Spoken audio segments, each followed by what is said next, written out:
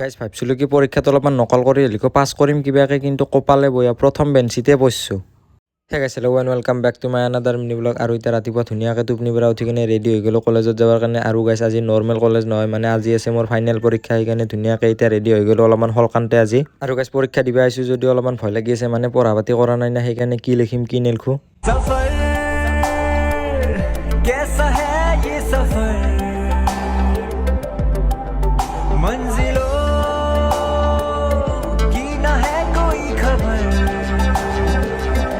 আৰু গাইজ এতিয়া ধুনীয়াকৈ কলেজ আহি পালোঁ, আৰু আহি কিনে দেখা পাইছোঁ যে মোৰ চিট নম্বৰটো প্ৰথম বেঞ্চিতে মাৰিছে, যাতে ছাৰ আহিকে দেখা পায়। উপায় নাই গাইজ, তথাপিতো আৰু লিখিব লাগিব কিবাকৈ লিখো। আৰু এতিয়া পৰীক্ষাটো দি কিনে লগ পাইছোঁ। আৰু গাইজ এতিয়া পৰীক্ষা সমাপ্ত হৈ গ'ল, আৰু এতিয়া ঘৰত যাব আলছোঁ, আৰু কিবাকৈ পাছ কৰিম আৰু গাইজ, মানে 50 নম্বৰমান লিখছোঁ, হৈ যাব আৰু 40 পাই যাম।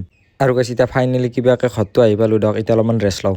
আৰু গাইজ এতিয়া ভিডিঅ'টো আৰম্ভ কৰিছোঁ গধূলি। এতিয়া চাহজান ভাইৰ লগত যাই আছোঁ চকত, মানে কিবা এটা কাম আছে বোলে তাৰ।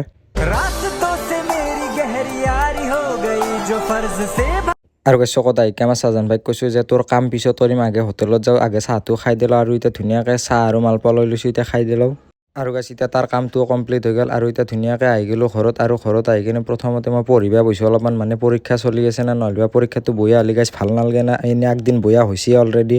আৰু গাইজ এতিয়া ধুনীয়াকৈ পঢ়া পাতি কৰা কমপ্লিট হৈ গ'ল, আৰু এতিয়া বিচনাত আহি কিনে মই চিনেমা চাই আছোঁ। আৰু গাইজ গম পাইছোঁ আকৌ দেখাব লগা নাই হ'লেও উপায় নাই guys, just for today guys, see you soon.